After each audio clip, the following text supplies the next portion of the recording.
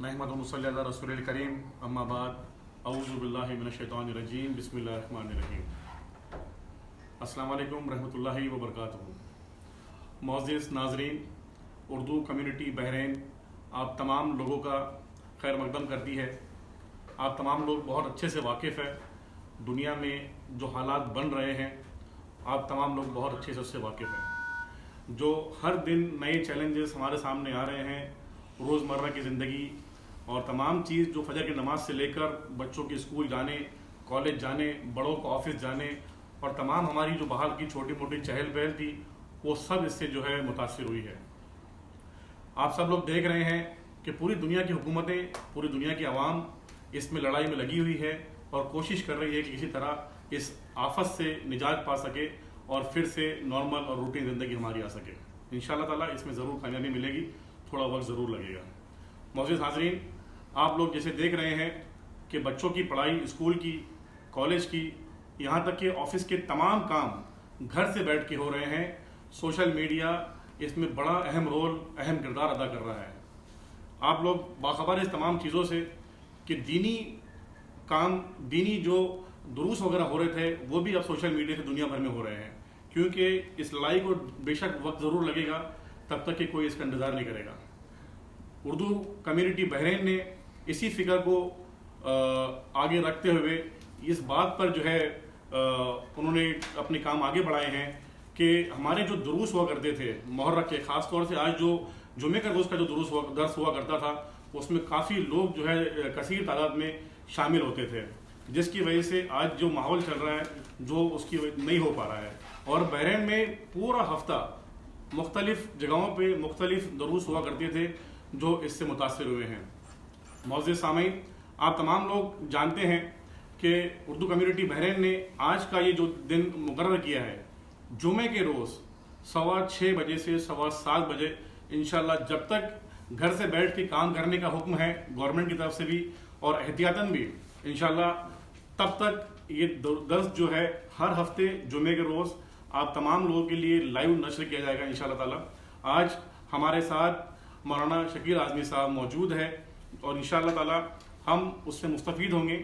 آپ لوگوں سے اور درخواست ہے کہ اپنے جاننے والے، نہ کہ صرف بحرین میں بلکہ اور باہر بھی جو لوگ اس سے فائدہ اٹھا سکتے ہیں، ان تمام لوگوں کو فیس بک پہ انوائٹ کیجئے، ان کو دعوت دیجئے اور اس طرح کے درس سے اور آنے والے تمام دروس سے جو ہے وہ انشاءاللہ مستفید ہو.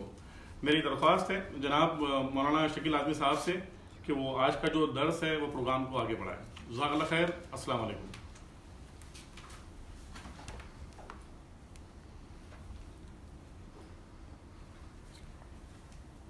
أعوذ بالله من الشيطان الرجيم. بسم الله الرحمن الرحيم. ولقد أرسلنا إلى من قبلك فأخذناهم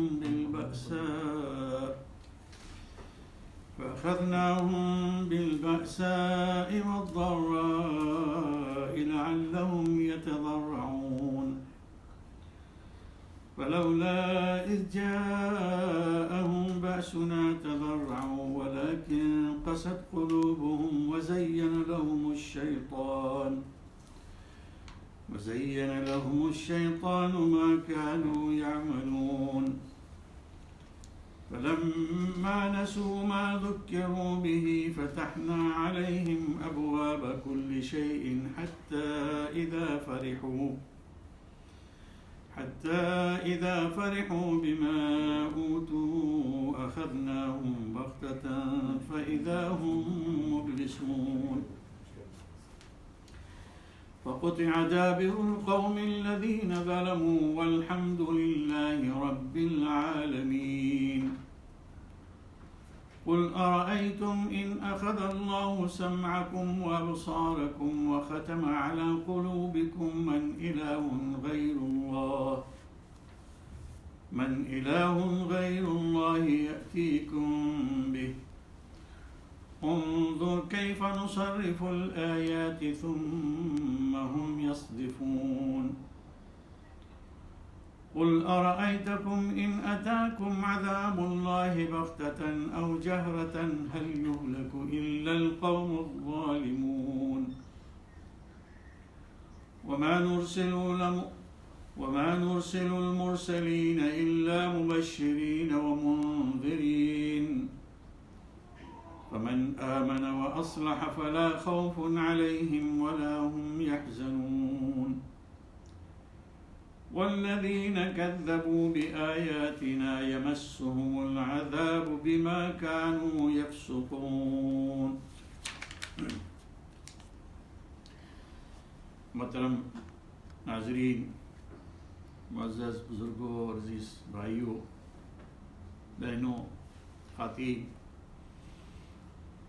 آج کے اس درس قرآن میں آپ تمام کا استقبال ہے، اور آج ہی ہماری نئی اور پہلی کوشش ہے کہ سوشل میڈیا کے ذریعے سے، انٹرنیٹ کے ذریعے سے ہم اللہ کے پیغام کو اس کے بندوں تک پہنچانے کی کوشش کر رہے ہیں، اور یہ ایک تجرباتی درس ہے، اور اس کے بعد آپ حضرات کی، آپ کے مشوروں اور تجاویز کی روشنی میں اسے بہتر سے بہتر شکل دینے کی کوشش کی جائے گی.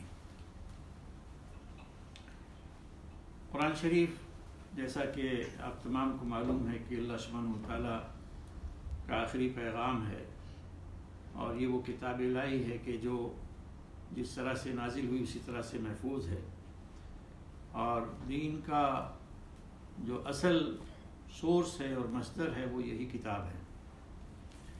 اسی سے ہمیں اپنے عقائد بھی معلوم ہوتے ہیں، اسی سے عبادات کی اہمیت اور حکمت بھی معلوم ہوتی ہے، اسی سے دین اسلام کے اندر مختلف قسم کے معاملات یا ہماری زندگی سے متعلق مسائل ہیں بھی معلوم ہوتے ہیں، اور اخلاق کی بنیادی تعلیمات بھی اس کے اندر ملتی ہیں.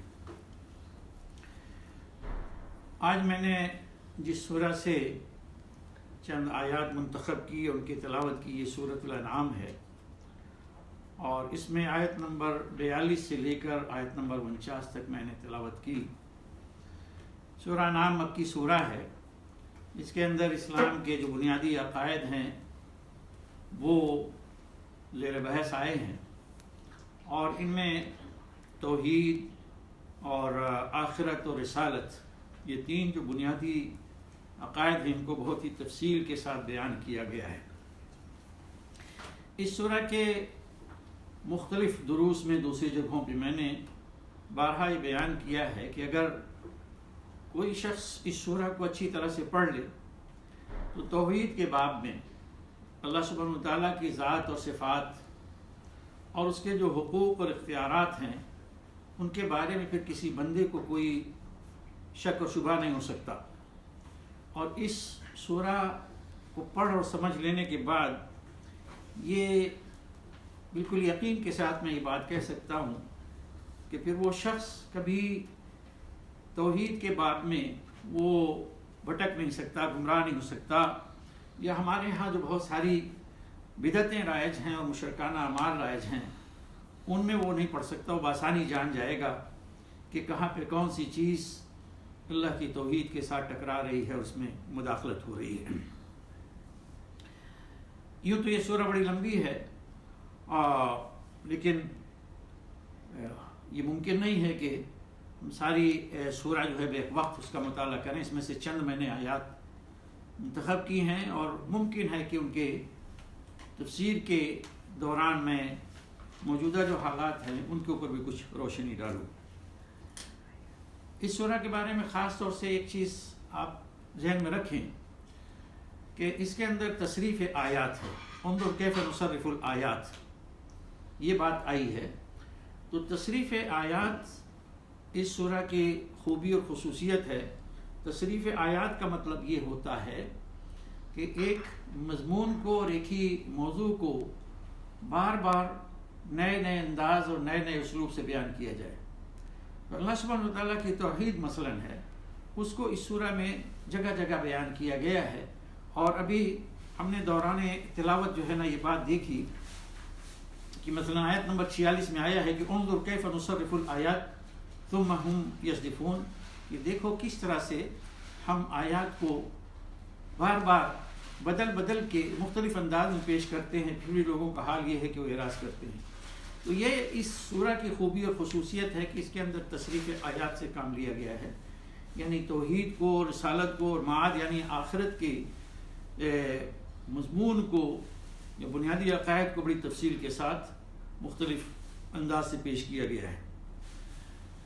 میں پہلی آیت کو لیتا ہوں کہ وَلَقَدْ أَرْسَلْنَا إِلَىٰ أُمَمٍ مِّن قَبْلِكَ فَأَخَذْنَاهُمْ بِالْبَأْسَاءِ وَالضَّرَّاءِ لَعَلَّهُمْ يَتَضَرَّعُونَ، اور ہم نے تم سے پہلے بہت ساری قوموں کے پاس، بہت ساری امتوں کے پاس اپنے رسول بھیجے، یعنی رسول اللہ صلی اللہ علیہ وسلم سے خطاب ہے کہ انہیں بتلایا جا رہا ہے کہ آپ پہلے رسول نہیں ہیں، بلکہ آپ سے پہلے بہت سارے رسول گزر چکے ہیں جنہیں ہم نے بہت سی امتوں کے پاس بھیجا، پس ان کو مالی اور جسمانی تکالیف میں مبتلا کیا۔ فَأَخَذْنَاهُمْ بِالْبَأْسَاءِ وَالضَّرَّاءِ، باسا اور ضرہ دونوں حقیقت میں تکلیف اور پریشانی اور مصیبت کے معنی میں ہوتے ہیں، لیکن باسا کا تعلق ان چیزوں سے ہے جس کا تعلق مال سے ہے اور تجارت سے ہے، دولت سے ہے، اور ضرہ وہ تکلیف ہے جو انسان کو اپنے جسم میں لاحق ہوتی ہے، یعنی بیماری مثلا۔ تو فرمایا کہ ہم نے جب رسولوں کو ان کی قوموں کی طرف بھیجا تو پھر ان کی قوموں کو ہم نے مبتلا کیا، آزمایا، امتحان میں ڈالا باسا اور ضرہ کے ذریعے سے، یعنی ایک طرف اللہ کے نبی ہیں، اللہ کے رسول ہیں جو اللہ کا دین بتلا رہے ہیں، اور دوسری طرف اسی وقت ان کے اوپر ایسی پریشانیاں اور مشکلات آئیں کہ جس کی وجہ سے انہیں اللہ کی طرف جھکنا اور مائل ہونا چاہیے تھا۔ عموماً انسان تکلیف میں جب پڑتا ہے، مصیبت میں گرفتار ہوتا ہے، تو وہ اللہ کی طرف مائل ہوتا ہے، اس سے دعائیں کرتا ہے، اس سے التجا کرتا ہے۔ تو اللہ تعالیٰ نے فرمایا کہ ہم نے انہیں باسا اور ضرہ میں پکڑا، مبتلا کیا۔ مقصد کیا تھا کہ لعلہم یتضرعون، تاکہ وہ تذلل اختیار کریں، تاکہ وہ عاجزی اختیار کریں۔ یہاں پہ تضرع کا فعل ہے یتضرعون۔ تضرع کے معنی جو ہوتے ہیں وہ تذلل کے معنی ہوتے ہیں، یعنی خشوع اور خضوع کے ساتھ اللہ سبحانہ و تعالیٰ کے سامنے جھکنا اور اس کے سامنے اپنی درخواست عاجزی کے ساتھ رکھنا، یہ جو ہے تضرع ہے۔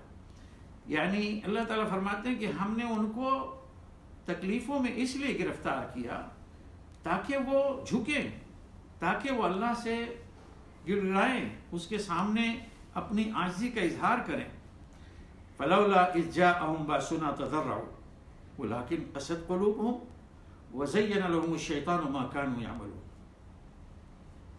فرمایا کہ جب ہم نے اس مقصد کے لیے ان کو بھیجا تھا تو کیوں نہ ایسا ہوا کہ جب ان کے اوپر ہمارا عذاب آیا، ہماری ڈالی ہوئی مصیبت آئی، تنگی اور پریشانی آئی، تو کیوں نہیں وہ جھکے اللہ کے سامنے، کیوں نہ انہوں نے عاجزی اختیار کی؟ بلکہ ہوا یہ کہ ان کے دل سخت ہو گئے اور جو کچھ وہ کر رہے تھے شیطان نے اسی کو ان کے لیے خوشنما بنا دیا۔ یہ بہت بڑی جو ہے نا علت بتلائی جا رہی ہے اور بیماری کا پتہ دیا جا رہا ہے کہ ایک طرف تو اللہ انسانوں کی اپنی بھلائی کے لیے، ان کے ساتھ اپنی رحمت کے اظہار کے لیے، ان کی رہنمائی اور ہدایت کے لیے یہ اہتمام فرمائیں کہ اپنے رسول بھیجیں، وہی نازل فرمائیں، لیکن بندوں کا یہ حال ہے کہ اس کی قدر نہ کریں۔ اور پھر مزید اللہ تعالیٰ نے ان کو جھکانے کے لیے، اپنی طرف راغب کرنے کے لیے، ان کے دلوں کو نرم کرنے کے لیے انہیں مختلف قسم کے امتحانات میں ڈالا، اور مقصد یہ نہیں تھا کہ واقعتاً انہیں تنگ کیا جائے، بلکہ یہ کہ اگر یہ امتحانات ان کے سامنے آئیں گے، یہ آزمائشیں آئیں گی، یہ پریشانیاں اور مصیبتیں آئیں گی، تو وہ شاید اللہ کی طرف مائل ہوں گے، اللہ کے سامنے عاجزی کا اظہار کریں گے، یعنی وہ انہیں احساس ہوگا کہ واقعاً ہم بندے ہیں اور اللہ کے محتاج ہیں۔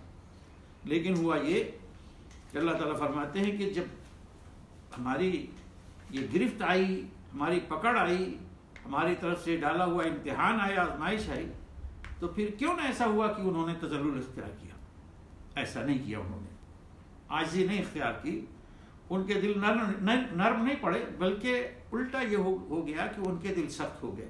یہاں پہ سخت ہونے کا مطلب یہ ہے کہ اللہ سبحانہ و تعالیٰ جب پریشانیاں اور مصیبتیں کسی قوم پر ڈالتا ہے تو وہ لوگ جو پہلے سے غافل رہتے ہیں اس کی بھی وہ تعویل اور توجیہ کر لیتے ہیں کہ یہ تو ایسی ہی چیز ہے، یہ تو قوموں کی تاریخ میں، قوموں کی زندگی میں اس طرح کے واقعات ہوتے رہتے ہیں۔ زلزلہ آ گیا تو آ گیا، اس طرح پہ کون سا نیا ہے، پہلے بھی زلزلے آئے ہیں، طوفان آ گیا تو آ گیا۔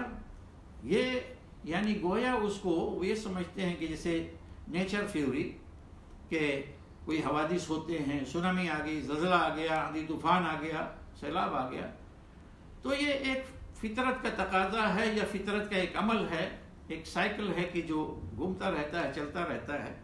ہمارے ساتھ بھی ایسا ہو گیا، اسے عذاب نہیں سمجھنا چاہیے، وہ کہہ رہے ہیں۔ فرمایا کہ مزید یہ ہوا کہ شیطان نے ان کاموں کو جو وہ کر رہے تھے اس کو خوشنما بنا دیا۔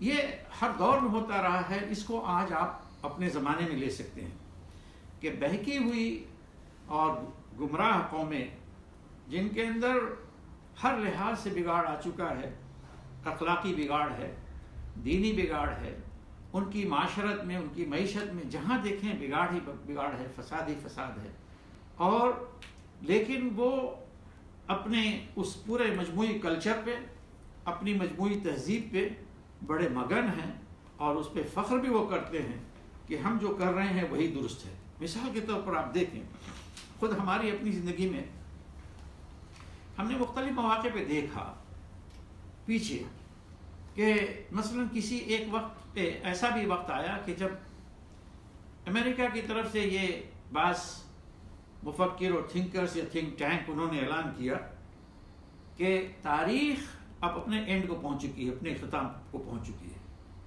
یہ اس وقت ہوا تھا کہ جب سوویت یونین کا زوال ہوا تھا، تو سوویت یونین ختم ہوا تو اب واحد جو یونیپولر جو طاقت رہ گئی دنیا کی وہ امریکہ تھی، اور امریکہ حقیقت میں جو مغربی تہذیب ہے، مغربی ثقافت ہے، اس کی وہ نمائندگی کرتا ہے، اس کا نمائندہ سمجھا جاتا ہے۔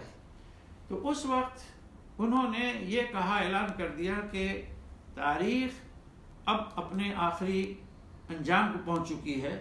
مطلب یہ کہ آج تک تاریخ جو ہے نا وہ مختلف مراحل سے گزرتی رہی ہے، اس میں مختلف نظریات آئے، مختلف فلسفی آئی، اور مختلف سیاسی، اقتصادی ہر لحاظ سے یعنی سوچ آئی، اور دنیا ان کے اوپر چلی، اسی کی بنیاد پہ دنیا جو ہے بٹی، یہ بلاک ہے، یہ بلاک ہے۔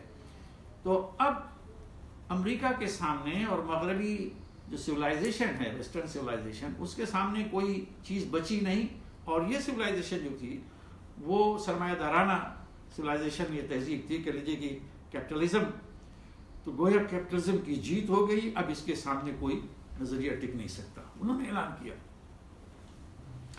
اس کے بعد ظاہر ہے کہ کچھ ہی عرصے کے بعد یہ پتہ چلا کہ نہیں، یہ ایک کھوکھلا دعویٰ ہے، تاریخ ختم نہیں ہوئی ہے، اور تاریخ اپنے انجام کو نہیں پہنچی، بلکہ تاریخ کا سفر وہ جاری ہے اور جاری رہے گا۔ اس بیچ میں لوگ آتے جاتے رہیں گے اور نئے نئے نظریات آتے رہیں گے۔ ایک نظریہ جو کل بھی تھا، آج بھی ہے، اور جب تک یہ دنیا رہے گا، وہ ہے اسلام کا نظریہ۔ وہ اسے حقیقت میں بہت زیادہ پیچھے کرنے کی اور دھکیلنے کی کوشش کی گئی، لیکن تمام نظریات جن میں ویسٹ بھی ہے، مغرب بھی ہے، یہ سب کے سب اس کے سامنے ناکام ہو گئے۔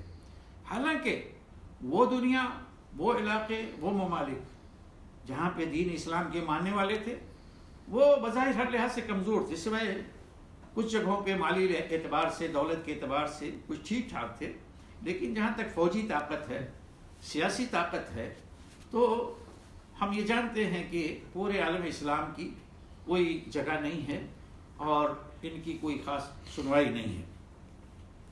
تو بہرحال میں اس پہ آتا ہوں کہ اس دوران آپ دیکھیں کہ مغرب میں کیسے کیسے نظریات آئے، اور ان کی زندگی میں خواہ وہ سماجی ہو، خواہ وہ سیاسی ہو، خواہ ان کی معاشرتی زندگی ہو، اس سب میں ایسے ایسے بگاڑ آئے کہ ان کا نام لیتے ہوئے، ان کا تذکرہ کرتے ہوئے جو ہے شرم محسوس ہوتی ہے۔ مثلا ان کے ہاں سراپا بے حیائی، فحاشی، بدکاری کو فروغ دیا گیا، قوم لوط کے عمل کو جو ہے وہ جائز قانونی اعتبار سے قرار دیا گیا، ہر آدمی، ہر عورت، مادر پدر اس کو آزاد چھوڑ دیا گیا، وہ جو چاہے کریں، اس کو قانونی جو ہے لحاظ سے تحفظ حاصل ہوا۔ اور اسی طرح سے مالی اعتبار سے وہ لوگ اور وہ قومیں عقل مند مانے گئے کہ جو کسی بھی طرح سے کسی دولت پہ قبضہ کر لیں، اس کے لیے کوئی اخلاقی اصول نہیں تھے کہ جن کی پابندی کی جائے۔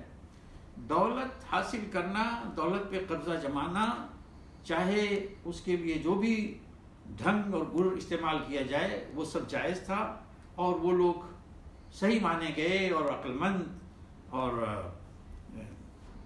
یعنی کیا کہا جائے کہ عقل مند اور بڑے ہی چالاک مانے گئے کہ جو دولت جمع کرتے ہیں۔ اس سلسلے میں کرپشن کو جو ہے نا وہ بڑھاوا دیا گیا۔ اس سلسلے میں مال کمانے کے لیے معاشرہ اور سماج بگڑ جائے کوئی بات نہیں، لیکن پیسہ آنا چاہیے، اس کے لیے ایسی فلمیں بنی، ایسے اشتہارات بنے کہ جن سے خاندانی زندگی جو ہے تباہ ہوتی ہے، اخلاقی زندگی تباہ ہوتی ہے، تمام چیزیں ہوئی۔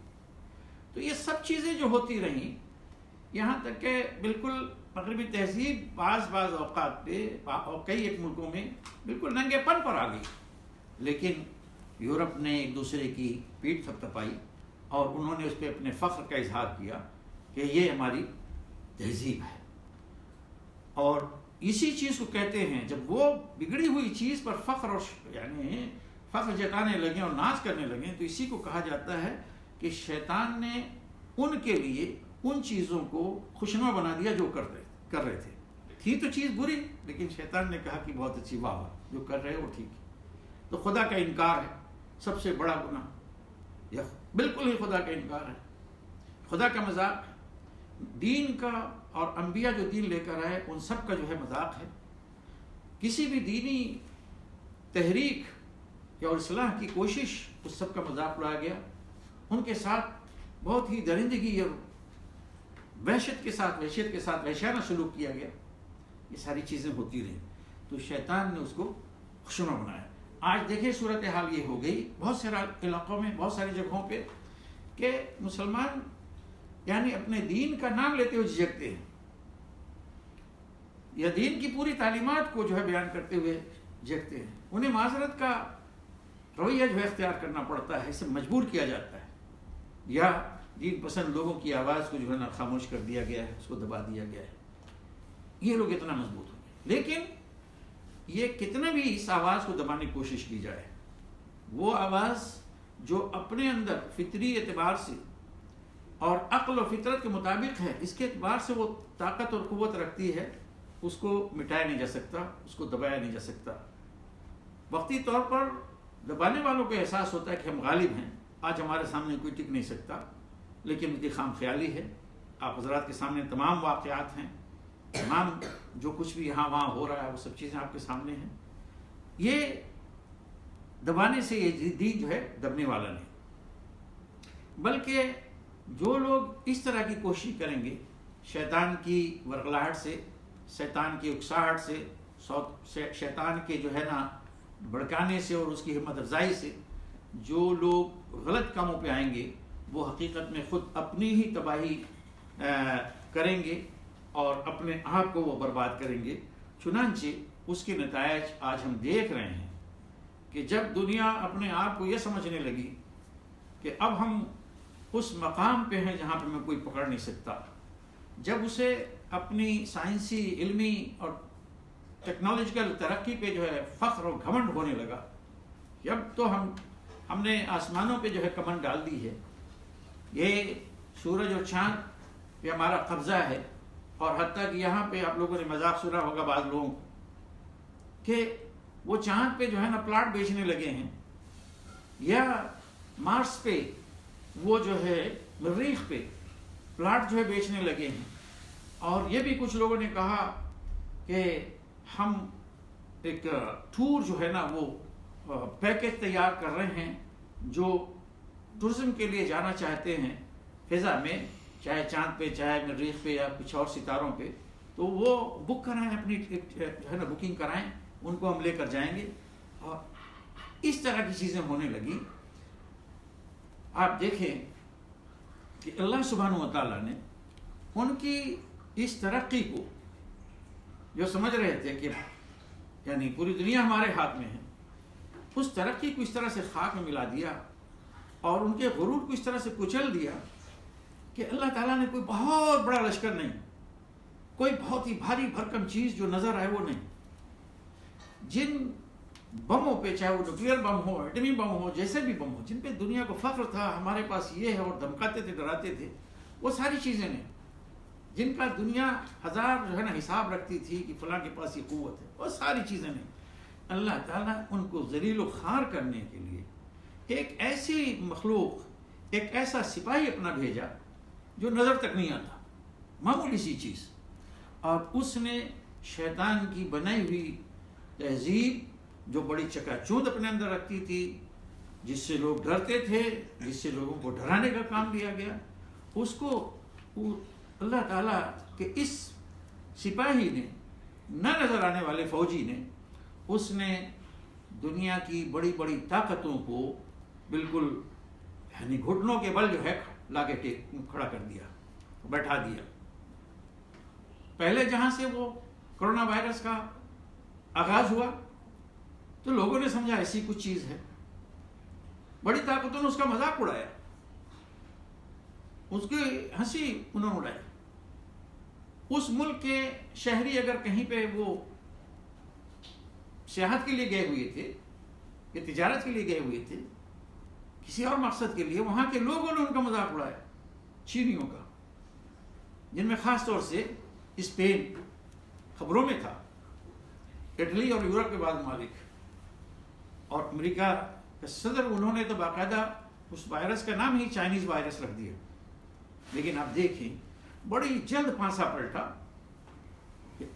चीन ने तो अपने यहाँ काबू पाया, लेकिन वो वायरस आया तो आज सबसे बड़ा जो नुकसान हुआ जानी वो इटली में हुआ, उसके बाद स्पेन में हो रहा है, और सबसे बड़ी तादाद जो है तेजी के साथ बढ़ती हुई अमेरिका की, और इस वक्त पूरी दुनिया तबाही से दो चार है।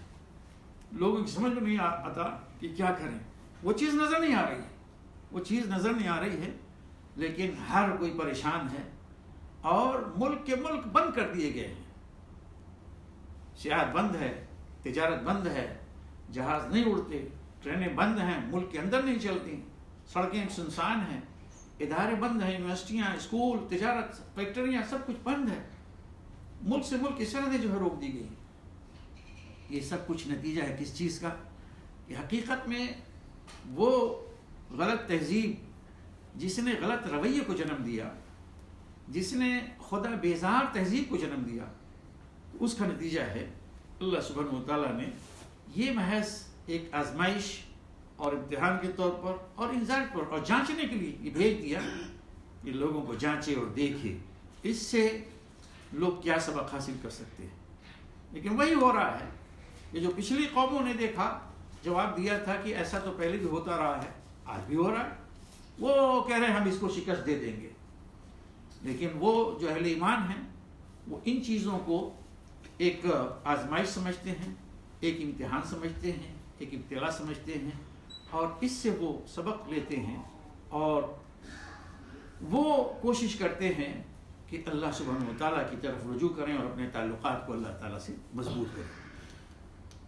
तो बहरहाल ये शैतान जो है, हम ये कह सकते हैं कि हर वो तहजीब जिसके अंदर अल्लाह पर ईमान ना हो, जिसके अंदर आखिरत की जवाबदेही का एहसास ना हो, ये हकीकत में शैतानी तहजीब है और तमाम तर फसाद और बिगाड़ पर वो मुश्तमिल है।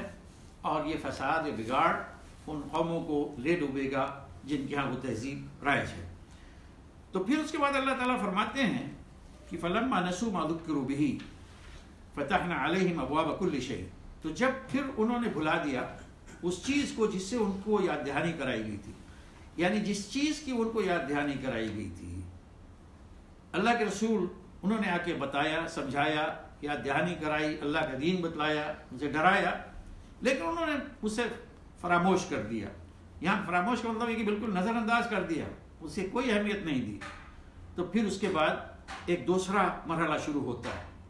یہ آج بھی ہو رہا ہے اور ہوتا رہے گا جب تک اس طرح کے لوگ ہیں۔ کیا دوسرا مرحلہ ہے؟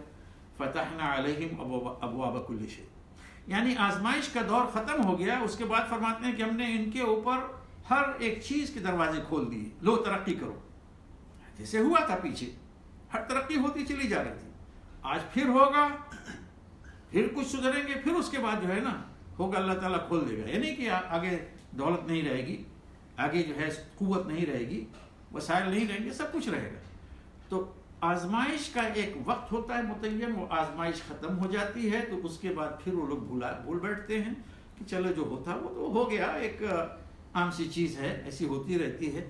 اللہ تعالیٰ کیا کرتے ہیں، ایسی قوموں کو پھر چھوڑ دیتے ہیں، کہتے ہیں ہر ایک چیز کے دروازے کھول دیے، لو دولت آ رہی ہے، تجارت خوب ہو رہی ہے، فیکٹریاں جو ہے ان میں پروڈکشن خوب ہو رہا ہے، یہاں سے وہاں جو امپورٹ ایکسپورٹ جو ہے ہو رہا ہے، ہر ایک چیز کے دروازے کھول دیے۔ یہاں تک کہ حتیٰ اذا فرحوا، جب وہ بالکل اترانے لگتے ہیں، وہی ہے کہ ہم تو بہت مالدار ہیں، ہماری اب دیکھیں نا کہ انڈیا میں روزانہ ہی خبریں ہو رہی تھی، حالانکہ انڈیا میں بھوک سے لوگ مر رہے ہیں ہمارے ملک میں، لیکن کیا ہو رہا تھا، روزانہ ہی خبریں آ رہی تھیں، ہماری جی ڈی پی اتنی ہو گئی، ہم 5 ٹریلین تک لے کر جائیں گے، ہم اتنے سال میں اس کو 5 ٹریلین جو ہے اپنی اکانومی لے کر جائیں گے۔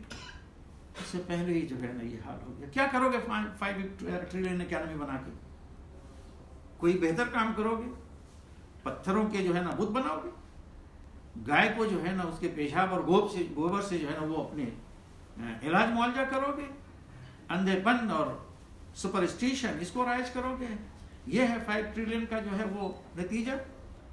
تو کہ حتی اذا فرحوا، جب وہ اترانے لگے اس چیز کو پا کر جو انہیں دی گئی، یعنی دولت ملی، وسائل ملے اور علم کی ترقی، صنعت کی ترقی، اس پہ اترانے لگے، تب اس کے بعد دوسرا مرحلہ آتا ہے اور وہ خطرناک ہوتا ہے۔ اخذناہم بغتۃ فاذا ھم مبلسون، تو ہم انہیں اچانک بالکل پکڑ لیتے ہیں، دھر لیتے ہیں، تو وہ بالکل حد تک ششدر ہو کے رہ جاتے ہیں۔ یعنی وہ تو سمجھ رہے ہوتے ہیں کہ ساری دنیا ہمارے سامنے کھلی ہوئی ہے، سارے وسائل ہمارے پاس ہیں، سڑکیں ہیں، ایئرپورٹ ہے، سب کچھ ہے، فضاؤں میں ہم چل رہے ہیں، کہیں سے کوئی توقع ہی نہیں، سوچ بھی نہیں سکتے کہ کوئی عذاب آئے گا، کوئی تباہی ہوگی۔ اللہ تعالیٰ فرماتے ہیں اچانک ہم پکڑ لیتے ہیں تو فائدہ ہم مبلسون، بالکل ششدر ہو کے رہ جاتے ہیں، یعنی بالکل وہیں کے وہیں بیٹھے رہ جاتے ہیں، ساری ان کی ہیکڑی چلی جاتی ہے، سب کچھ بھول جاتے ہیں، کوئی دولت، کوئی قوت، کوئی طاقت ان کے کام نہیں آتی۔ فقطع دابر القوم الذین ظلموا، اور پھر اس قوم کی جڑ کاٹ دی جاتی ہے جن لوگوں نے ظلم کیا۔ تو جو قوم ظلم کرتی ہے، ظلم یہاں پہ دیکھیے اسی معنی میں ہے۔ پہلی چیز ہے ظلم کیا؟ اللہ تعالیٰ کی توحید پہ ڈاکہ ڈالنا۔ اللہ وہی خدا ہے، وہی اس کائنات کا رب اور مالک ہے، اس کے حقوق پر ڈاکہ ڈالنا یہ ظلم ہے۔ اس کے بعد اللہ کے بندوں کے ساتھ ظلم کرنا، ناانصافی کرنا، یہ ہے۔ اس کے بعد لوگوں کے حقوق جو ہے مارنا، ہر ایک چیز جہاں پہ کسی کے حق تلفی ہو وہ ظلم ہے۔ تو جن لوگوں نے ظلم کیا، فرمایا کہ ہم نے ان کی جڑ کو کاٹ دیا، اور کاٹ دی جاتی ہے، والحمدللہ رب العالمین۔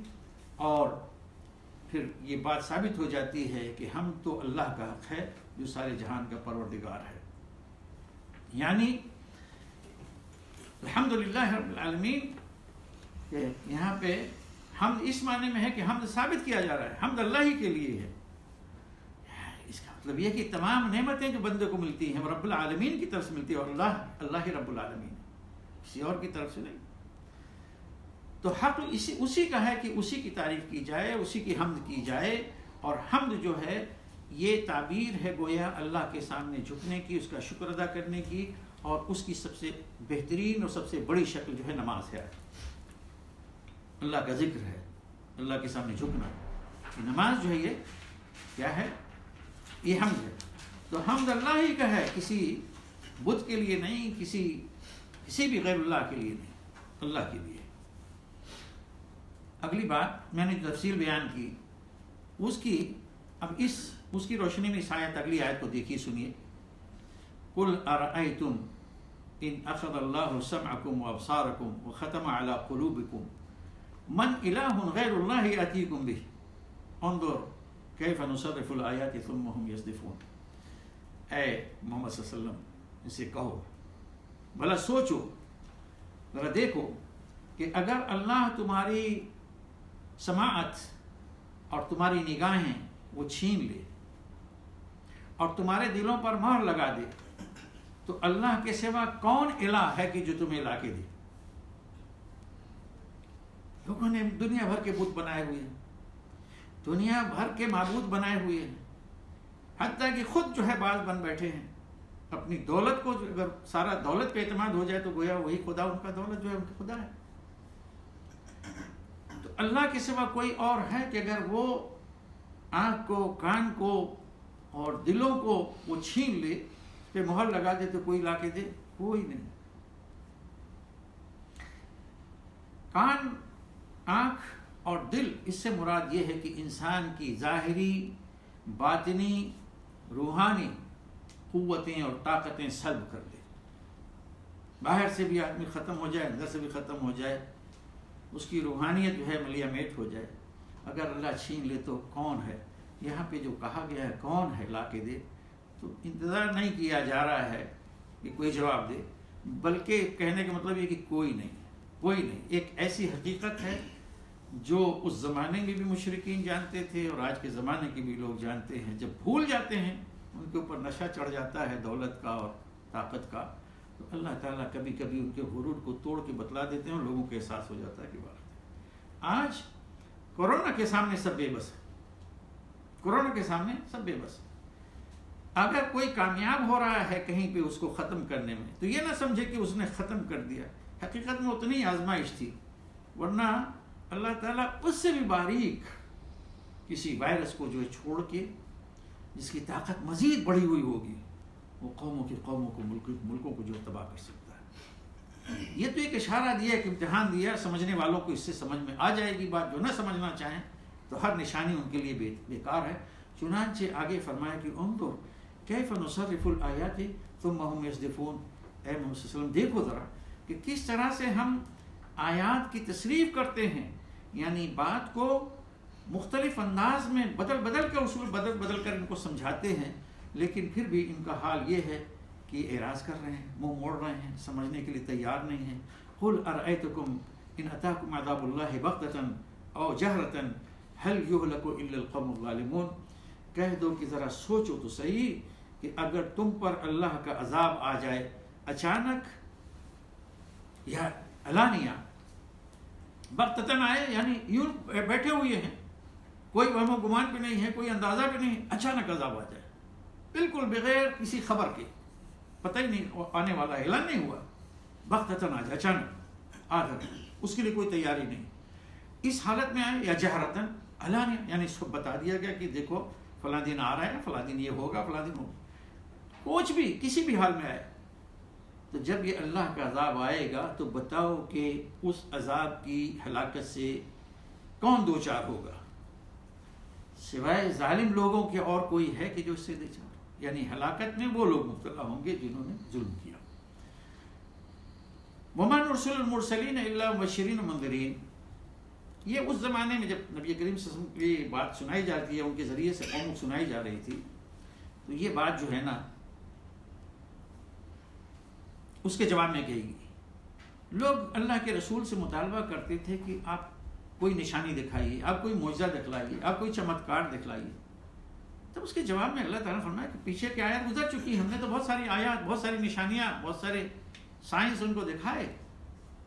اب جب یہ مطالبہ کر رہے ہیں تو فرمایا کہ دیکھو ہم مرسلین رسولوں کو، یعنی گویا آپ سے پہلے بھی جو رسول ہے، رسولوں کو جو ہم بھیجتے ہیں تو اس لیے نہیں بھیجتے کہ وہ آ کے کوئی تماشا دکھلائیں، اس لیے نہیں بھیجتے کہ ان کو آ کے وہ خوارق اور معجزات اور کرامتیں دکھلائیں، بلکہ اس لیے بھیجتے ہیں کہ وہ مبشر اور منذر بنے، बशारत देने वाले और आगाह करने वाले, डराने वाले बनकर उनका काम ये होता है कि वो आके अपनी कौम को बशारत सुनाते हैं कि अगर तुमने अल्लाह की इस बात को मान लिया, अल्लाह पर ईमान लाए, उसकी बंदगी की, उसके निज़ाम को तस्लीम कर लिया, उस पर अमल पैरा हुए, तो तुम्हारे लिए कामयाबी है।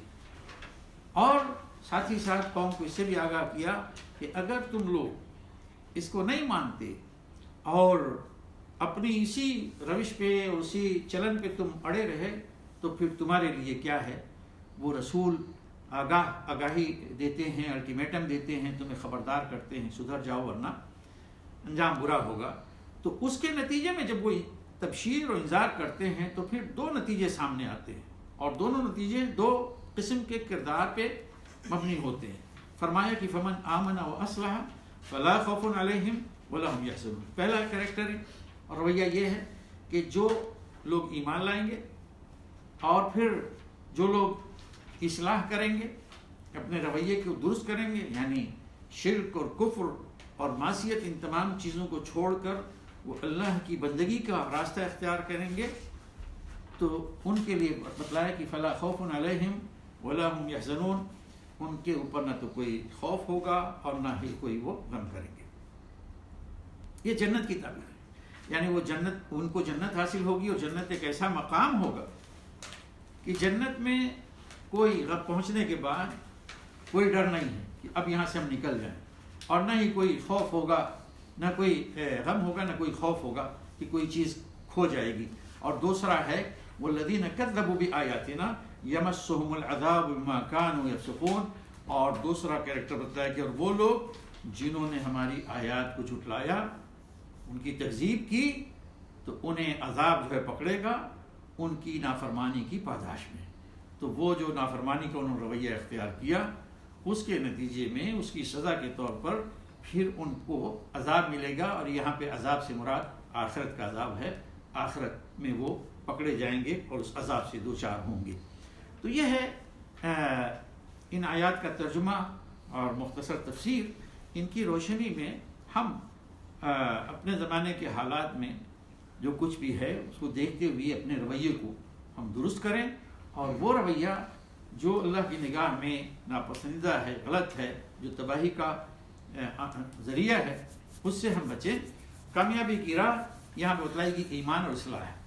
अल्लाह पर ईमान लाना, आखिरत पर ईमान लाना, अल्लाह के रसूल पर ईमान लाना, और फिर उनके मुताबिक, बताए हुए तरीके के मुताबिक अपने रवैये, अपनी ज़िंदगी के मामलात, उनकी इस्लाह करना, ये जो है कामयाबी का नुस्खा है।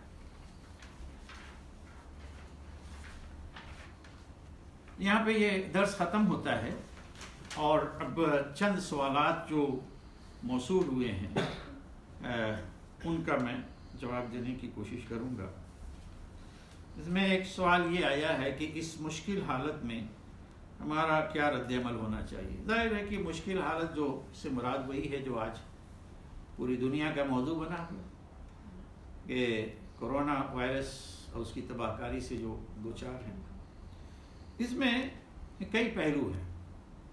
एक ये है कि ये बीमारी, ये वबा आई, तो इसमें बहैसियत मोमिन हमारा क्या रवैया होना चाहिए। दूसरा ये कि तिब्बी लिहाज से और जो दुनियावी तदबीर है उसके लिहाज से हमें क्या करना चाहिए। हमें दोनों चीज़ें बेक वक्त करनी है हकीकत में।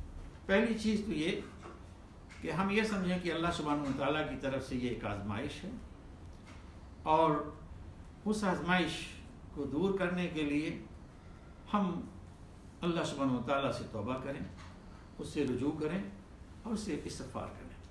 कुरान और हदीस की रोशनी में ये बात हमें मालूम होती है कि दुनिया में जब मुसीबतें, परेशानियाँ, तकलीफ़ें आती हैं तो वो हमारी मासियत की वजह से आती हैं। हमारी भी हो सकती हैं, घरों की भी हो सकती हैं, और अगर गैरों की सारी है लेकिन हम खामोश रहें, अमर बिल मारूफ और नही अनिल मुनकर का तरीक़ा छोड़ दें, ये ज़िम्मेदारी छोड़ दें, तो फिर ये इस तरह की मुसीबतें और बलाएँ आती हैं। तो पहली चीज़ तो ये है कि हम अल्लाह सुब्हानहू व तआला से अपना ताल्लुक़ जो है मजबूत करें। दूसरे ये है कि जो भी इल्मी लिहाज से, तिब्बी लिहाज से جو وسائل اور ذرائع ہیں، اس کا جو علاج ہے، اس کے لیے جو تدبیریں ہیں ان کو اختیار کیا جائے۔ وہ رویہ درست نہیں ہے جو ہندوستان میں دیکھنے میں آیا کہ تذبذب میں لوگ پڑے ہوئے ہیں، کچھ لوگ ڈرا رہے ہیں، بتا رہے ہیں، ڈرا کیا رہے ہیں، ڈاکٹر لوگ بڑے واضح طور پر وارننگ دے رہے ہیں، انہیں تفصیلات اس کے بتلا رہے ہیں، تو اس کا لوگ مذاق اڑا رہے ہیں، کچھ لوگ نہیں، مسجد میں جو ہے جا کے ہم بھیڑ جمع کریں گے، وہیں سے تو اس کو بھگائیں گے، وہاں پہ کیسے کورونا آئے گا۔ دیکھیں کورونا جو ہے نا، میں کیا بتاؤں، کہیں سے ایک بات جو ہے نا جاننے میں آئی، وہ ڈاکٹر مصطفیٰ محمود ایک بڑے عالم گزرے ہیں، سائنٹسٹ مصر کے، تو انہوں نے کہا کہ بھئی سمندر ہے یا کہیں بھی پانی ہے، اس میں دو آدمی چھلانگ لگائیں، ایک مومن ہے اور ایک کافر ہے۔ مومن تیرنا نہیں جانتا اور کافر تیرنا جانتا ہے، تو مومن اس لیے نہیں بچ جائے گا کہ وہ مومن ہے اور وہاں پہ وہ سبحان اللہ اور وظیفے پڑھتا ہے اور اذکار پڑھتا ہے اور آل پڑھتا ہے، وہ نہیں بچ جائے گا۔ کافر بچ جائے گا کیونکہ اس کو جو ہے وہ تیرنا آتا ہے۔ تو دنیا میں جو چیزیں ہیں ان کے لیے جو دنیاوی طریقے اور تدبیریں اللہ سبحانہ وتعالیٰ نے خود رکھی ہیں ان کو اپنانا ضروری ہے۔ ایک مسلمان کیا کرتا ہے کہ یہاں پہ مثلا اس مسئلے میں طبی تدابیر اختیار کرنے کے بعد وہ اس کا سارا بھروسہ اللہ سبحانہ وتعالیٰ پر ہوتا ہے کہ مجھے جو شفا یابی ملے گی، اگر ملے گی تو اللہ تعالیٰ کے اذن سے اور اس کی مرضی سے ملے گی، وہ نہیں چاہے گا تو مجھے کوئی دوا جو ہے میرے کام نہیں آ سکتی، نہ مجھے کوئی اس سے شفا یابی ملے گی۔ تو ہمیں دونوں چیزیں اپنے سامنے رکھنی چاہیے، اپنے عمل میں لانا چاہیے کہ ہم یعنی اللہ سبحانہ وتعالیٰ کی طرف رجوع کریں اور کثرت سے استغفار کریں، اور پھر یہ بھی ہے کہ جو علاج معالجہ ہے اس کو بھی اپنائیں۔ انہیں میں سے ایک چیز یہ بھی آئسولیشن جو ہے نا اس کو سختی کے ساتھ اس کی پابندی کرنی چاہیے۔ یہاں پہ بھائی نے سوال کیا ہے کہ کیا اس طرح کی حالت جیسے کورونا وائرس ہے یہ مسلمانوں کے لیے بلیسنگ اور غیر مسلم کے لیے سزا ہے؟ نہیں بھائی، وہ چیز جو ہے دونوں کے لیے آتی ہے، دونوں اس دنیا میں رہ رہے ہیں، دونوں کے لیے آتی ہے، لیکن یہ ایک انسان کے رویے پر ہوتا ہے کہ اگر آپ اپنے لیے کسی اس طرح کی سچویشن کو ایک اپرچونٹی بنا لیں تو یقیناً آپ کے لیے بلیسنگ ہے۔ مثلا ایک مسلمان وہ اللہ کو بھولا ہوا تھا، اس کا تعلق کمزور تھا اللہ تعالیٰ سے، لیکن یہ پریشانی آئی تو وہ ڈرا، اللہ سے اس نے رجوع کیا، توبہ کی، استغفار کیا اور نماز وغیرہ کی پابندی شروع کر دی، نیک بن گیا، معصیت سے گناہوں سے بچا، تو یقیناً بلیسنگ ہے۔ اور اگر ایسا نہیں ہے تو پھر سزا ہے، سب کے لیے سزا ہے۔ ایک غیر مسلم بھی اگر اسے اس موقع پر ڈر کوئی ہوتا ہے اور اسے کوئی رہنمائی ملتی ہے اور اس ایمان قبول کرتا ہے تو اس کے لیے بھی ایک بلیسنگ ہے۔ تو یہ چیزیں توجہ کرنے کے لیے ہوتی ہیں، اور دوسری اس لیے ہوتی ہے کہ بھئی یہ کیوں چیز آئی، اس کے اسباب جاننے کی ضرورت ہے۔ اگر کسی قوم کو یہ توفیق حاصل ہو گئی کہ وہ اس کے اسباب جاننے کی کوشش کرے اور اس کی سمجھ میں بات آ گئی کہ یہ سب کچھ جو ہے قدرت اور کنٹرول جو ہے اللہ کا ہے، اللہ کی طرف رجوع کرتا ہے، تو سب کے لیے بلیسنگ ہے، ورنہ وہ سب کے لیے عذاب ہے۔ تو ہمیں ایکچولی اس طرح کے جو بھی دیکھیے آزمائش ہوتی ہے، یہ ایک مومن کے لیے ہمیشہ وہ ایک اپرچونٹی بن کر آتی ہے، ایک موقع بن کر آتی ہے۔ اگر اس کو صحیح ڈھنگ سے استعمال کریں تو آپ کے مقام اور مرتبے کو وہ چیز بڑھاتی ہے، آپ کے ایمان کو مضبوط کرتی ہے، بلیسنگ بن جاتی ہے۔ اگر ایسا نہیں، ناکام ہو گئے آزمائش میں، امتحان میں، تو پھر کوئی بلیسنگ نہیں۔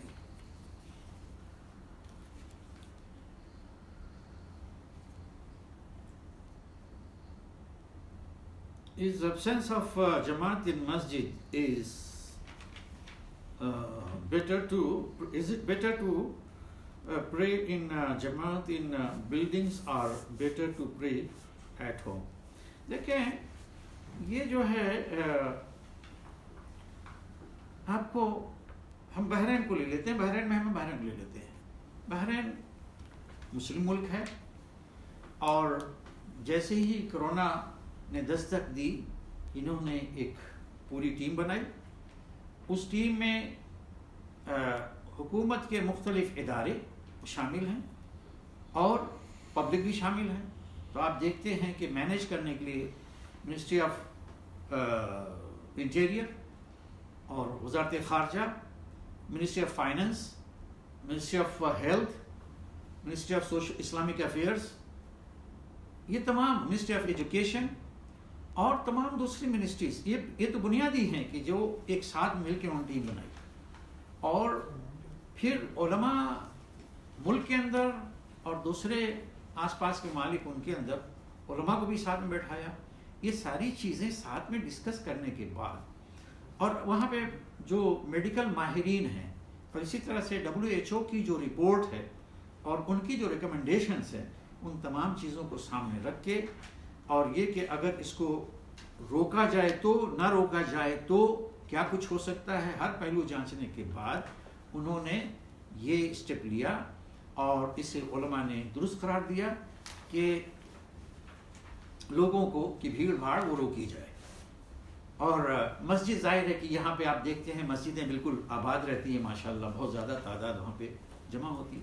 تو کس کو وائرس لگا ہے کس کو نہیں لگا ہے یہ چیز تو معلوم نہیں ہوتی، کسی کے سر پہ لکھا نہیں ہوتا کہ اس کو وائرس لگا ہے. اور اس وائرس کی خطرناک یہ ہے کہ یہ ٹچ کرنے سے، قریب آنے سے وہ 1 سے 2 پہ منتقل ہوتا ہے. اس لیے اس کے چین کو، اس کی سائیکل کو توڑنے کے لیے یہ اور قابو پانے کے لیے ضروری ہے کہ اس طرح کا اسٹیپ لیا جائے. چنانچہ ان سب کی مجموعی ڈسکشن، علم، اس سے فائدہ اٹھاتے ہوئے بحث اور تحقیق کے بعد یہ اسٹیپ لیا گیا ہے. اس لیے حکومت کی جو ریکمنڈیشن ہے، بلکہ یہ کہہ لیجیے کہ سخت آرڈر ہے، اس پہ عمل پیرا ہونا چاہیے. اور الحمدللہ یہاں پہ لوگوں نے اس پہ عمل کیا. اور کوشش یہ کرنی چاہیے کہ یہ جو موقع ملا ہے اپنے گھر میں آپ اکیلے پڑھیں، گھر میں نماز اگر جماعت کر سکتے ہیں اپنے گھر والوں کے ساتھ اس کو کریں، اس کو کریں. لیکن یہ ہے کہ پھر کوشش کرنا کہ اب بلڈنگ میں سارے لوگ جمع کرنا بات ہو جاتی ہے، بھلے سے 10 ہی لوگ ہوں بلڈنگ میں، بھائی کون کہاں گیا، کون کہاں سے آیا. تو اس سے بچنا چاہیے. وہ اپنے گھر میں کریں، آپ اپنے گھر میں کیجیے. آپ جماعت کرنا چاہتے ہیں تو آپ اپنے بیوی بچوں کے ساتھ جماعت کیجیے، یہی بہتر ہے. اور حکومت کے ساتھ جب جس ملک میں بھی آپ رہتے ہیں ایک گویا ایک کوننٹ ہوتا ہے، ایک عہد ہوتا ہے، ہم اس کے پابند ہوتے ہیں.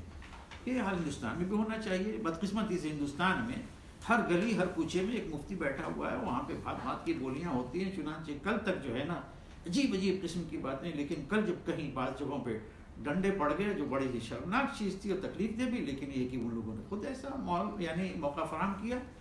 مسجد کے گیٹ پہ کھڑے ہو کے پولیس نے، میں ظاہر ہے کہ مجھے پسند نہیں ہے لیکن بدقسمتی سے لوگوں نے اس کو رد کیا. آپ بھی وہاں پہ رہ رہے ہیں، اس ملک کے سامنے بھی وہی چیلنجز ہیں جو اس ملک میں ہیں. تو لوگوں کو اس کا خیال کرنا چاہیے، یہ کوئی مذاق چیز نہیں ہے. ایک سوال یہ ہے کیا ہم لوگ یہ سمجھیں کہ اللہ کی پکڑ ہے ہم پر، یا یہ صرف بڑی طاقتوں کے لیے ہے؟ لیکن جی بڑی طاقتوں کے لیے ہے، چھوٹی طاقتوں کے لیے ہے، اسے قطع نظر ہر انسان کو اپنے طور پہ سوچنا چاہیے. بڑی طاقتیں ان کے اوپر جو چیز آئی اور ہے گزر رہی ہے وہ جانے. ہم تو محفوظ نہیں ہیں، ہمیں بھی دیکھنا ہے. اس لیے ہر فرد کو، ہر شخص کو اسے اپنی جگہ پہ دیکھنا ہے. کیا ہمارے ہاں خطرات نہیں ہیں؟ ہمارے ہاں خطرہ ہے. کیا کسی مسلمان ملک میں اور مسلمانوں کے درمیان اگر کوئی وبا ہے تو مسلمان اس کی کوئی فکر نہ کرے؟ مسلمان کو بھی فکر کرنا چاہیے. اللہ کے رسول صلی اللہ علیہ وسلم ہم دیکھیں آپ کے وقت میں ہوتا تھا، حضرت عمر رضی اللہ تعالیٰ کے دور میں یعنی تعاون آیا، مشہور تعاون امواس. اس کے لیے جو ہے وہ احتیاطی تدابیر اختیار کی گئی اور بعد میں بھی آتے رہے ہیں. اب یہ کہ وقت کے ساتھ ساتھ نئی نئی بیماریاں، نئے نئے وائرسز ہو رہے ہیں، اور پھر جو علم کی ترقی ہے، میڈیکل سائنس، اس کی ترقی کی وجہ سے بہت ساری چیزیں جو دریافت ہو رہی ہیں امراض میں سے، بیماریوں میں سے، جو پہلے ممکن نہیں تھی. تو اب یہ جو وائرس ہے ہو سکتا ہے مین میڈ ہو سکتا ہے واقعی نیچرل ہو، کہ کہیں سے جو ہے وہ ڈیولپ کر کے نکلا ہے. بہرحال یہ چیزیں ہیں کہ کسی نے بھی کیا ہو، یہ اللہ کے اذن کے بغیر وہ چیز وجود میں نہیں آ سکتی. جب وہ آئی ہے تو اس کا مطلب یہ ہے کہ اب وہ اللہ کی طاقت ہے، اللہ کی طرف سے، اللہ کے جنود میں سے، یعنی اللہ کے لشکروں میں سے ایک لشکر ہے، اور یہ دنیا کو دکھانے کے لیے کہ دیکھو تم بڑے بڑے ایٹم بم اور میزائل اور پتہ نہیں کیا پلاسٹک میزائل، یہ ساری چیزیں بنا رہے ہو، دھمکا رہے ہو، ڈرا رہے ہو لوگوں کو، تمہارے لیے وہ ساری چیزیں وہیں کی وہیں دھری کی دھری رہ جائیں گی۔ ان سب سے بڑا جو ہے نا ہتھیار یہ میں بھیج رہا ہوں، جو بہت ہی معمولی ہے، اتنا معمولی کہ وہ نظر میں نہیں آتا، اور تو یہ ہے اللہ تعالیٰ نے بھیج دیا ہے۔ ہم یہ سمجھیں، ہمیں پہلے اپنی فکر کرنی ہے، ہم اس کو نہ سمجھیں کہ یہ بڑی طاقتوں کے خلاف بھیجا گیا ہے۔ اگر ہم محفوظ رہتے، صرف وہیں پہ یہ چیز رہتی، تو ہم سمجھتے کہ ٹھیک ہے بھائی فلاں کے لیے بھیجا گیا ہے، فلاں کے لیے خلاف ہمارے، ہم اس کے شکار نہیں ہیں۔ آج تو پوری دنیا اس کی چپیٹ میں، اس کے لپیٹ میں آ چکی ہے، تو ہمیں اس کی فکر کرنی چاہیے۔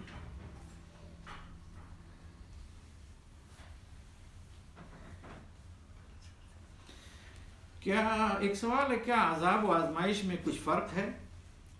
کورونا کو آپ کس خانہ میں رکھیں گے؟ آج تو جو کچھ ہے وہ آزمائش ہی ہے حقیقت میں ہمارے لیے۔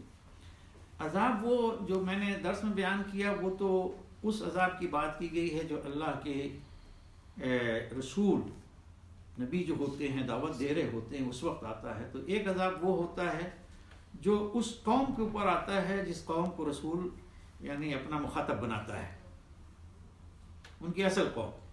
وہ قوم، یہ اللہ تعالیٰ کی سنت رہی ہے کہ رسول جس قوم کی طرف بھیجا جاتا ہے اس قوم کو ایمان لانا پڑتا ہے۔ اگر ایمان نہ لائیں تو پھر یہ ہے کہ ایک دنیاوی عذاب ہوتا ہے، اللہ تعالیٰ کی طرف سے طے ہے کہ وہ دنیا میں ان پر عذاب آ جائے گا۔ چنانچہ سورہ اعراف میں، سورہ ہود میں آپ پڑھ لیجئے، وہ تمام قومیں جو معذب قومیں جن پر عذاب آیا دنیا میں نبی کریم صلی اللہ علیہ وسلم سے پہلے کی قومیں، وہ سب کا ان کا تذکرہ موجود ہے۔ اب جو ہے وہ عذاب بھی ہو سکتا ہے، آزمائش، ہمارے لیے ساری چیزیں آزمائش ہی ہیں۔ اور اگر کوئی ایسی چیز آ جائے کہ کوئی بالکل تباہ کر دے قوموں کو، کسی ملک کو، تو پھر وہ جو ہے عذاب ہے، اور ایسی شکل میں یہ ہوگا کہ اس جگہ پہ بسنے والے تمام لوگ اس کی زد میں آئیں گے۔ البتہ وہ لوگ جو ایمان کی حالت میں تھے ان کی تعداد کم تھی، مارے تو وہ بھی جائیں گے، لیکن یہ ہے کہ وہ ان کو ان کے ایمان کی حالت میں اٹھایا جائے گا۔ اصل عذاب جو ہے اس کا رخ دوسروں کے اوپر تھا۔ ہم اسے آزمائش سمجھیں، اور اللہ کی طرف سے یعنی ہمارے گناہوں کے سبب بھی یہ ہو سکتا ہے کہ ہماری مزید آزمائش ہے، اور ایک تنبیہ کے طور پر یہ چیز آئی ہے تاکہ ہم اگر معصیت میں مبتلا ہیں، کوتاہی ہم سے دین کے سلسلے میں ہو رہی ہے، تو ہم اس سے واپس آ جائیں۔ ان چیزوں کے بارے میں بہرحال یہ چیز جاننا چاہیے کہ انبیاء اور رسول کے چلے جانے کے بعد کوئی شخص یقین کے ساتھ نہیں کہہ سکتا کہ یہ عذاب ہے، یہ آزمائش، اللہ ہی بہتر جانتا ہے۔ لیکن ہم کو جو ہے اللہ کی طرف سے ایک آزمائش سمجھتے ہوئے اپنی فکر کرنی چاہیے، اور یہ کہ اپنی معصیت اور کوتاہی اور گناہ اس کے لیے توبہ کرنی چاہیے، اور اللہ تعالیٰ سے رجوع کریں، اور اللہ تعالیٰ کے بارگاہ میں زیادہ سے زیادہ استغفار کریں۔